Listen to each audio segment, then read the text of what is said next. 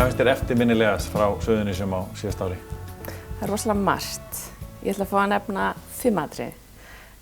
Mér fannst rosalega skemmtilegt ATP í fyrrasumar og þú veist, það sé svona risa útihátíðina og þú veist, þetta er bara upp brekkun upp í Ásbrú og sjá Iggy Pop byrja nú hann 67 ára gamlan var náttúrulega æðislegt og þetta bara fyrir sögubæknir á mér.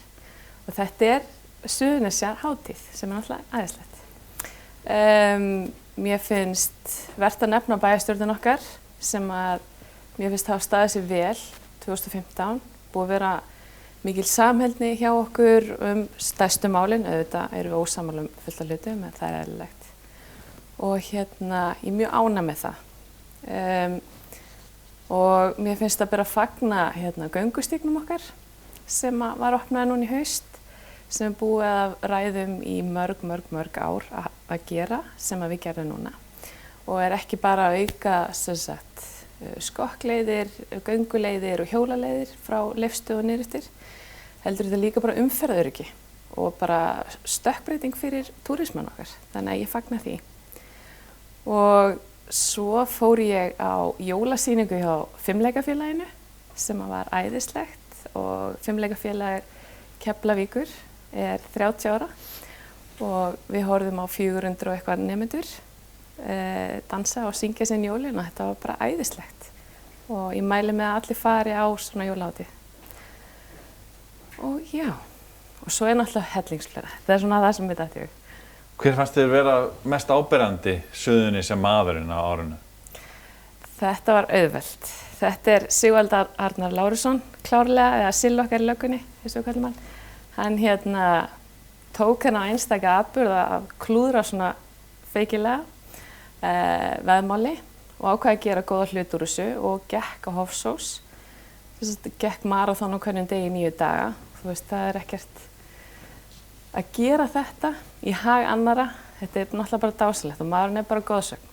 Og hann lét ekki þar við nema heldur, hélt hann kótilettukvöld hér í haust og lét ákveða að renna til barna á Suðurnesjum og er búinn að vera að styrkja til dæmis Öspin í Njarðvík og Heiðarholt.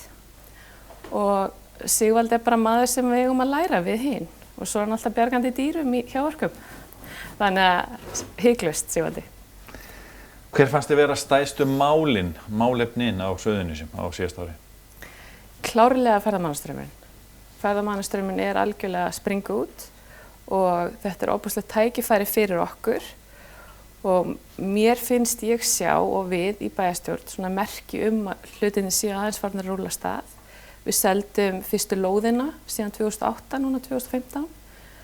Fasteignamarkaðurinn er að komast á skrið og ferðamenn eru að leita niður í bæ. Við þurfum bara að efla þetta og gera betur. Og náttúrulega masterplan í Savia og það er gott útlit og líka bara eins og það er reyndar á þess ári að Kaupfélag Suðurnesja ætlar að byggja upp risastóra verslunarmiðstöð og þetta er bara stórir, skemmtilegir hlutir sem okkur ber að fagna. Hvernig sérðu Suðurnesjan fyrir þér á nýja ári? Ég sé fyrir mér samheldni og vona jákvæðni.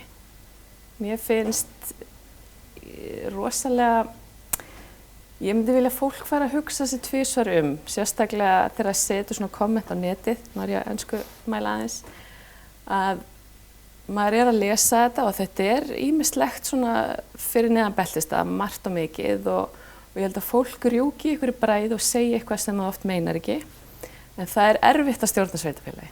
Það er það. Við erum 5. stærsta sveitarfélagi á landinu, búin að vera í kröggum og allt það, en bara viljum efla okkur upp á við. Þannig að góða hluti taka tíma og bara fólk sýni skilning og aðeins spari neikvæðina. Þetta er mér æðislegt. Svo myndi ég vilja fara í átak, svona samfélagslegt átak. Jafnvel eins og að fegra miðbæinn okkar, þú veist, að taka eitthvað þar í gegn, mála húsin, gera fallegt, setja grastak, eitthvað slíkt. Og já, og bara fara að vinna í þessu saman.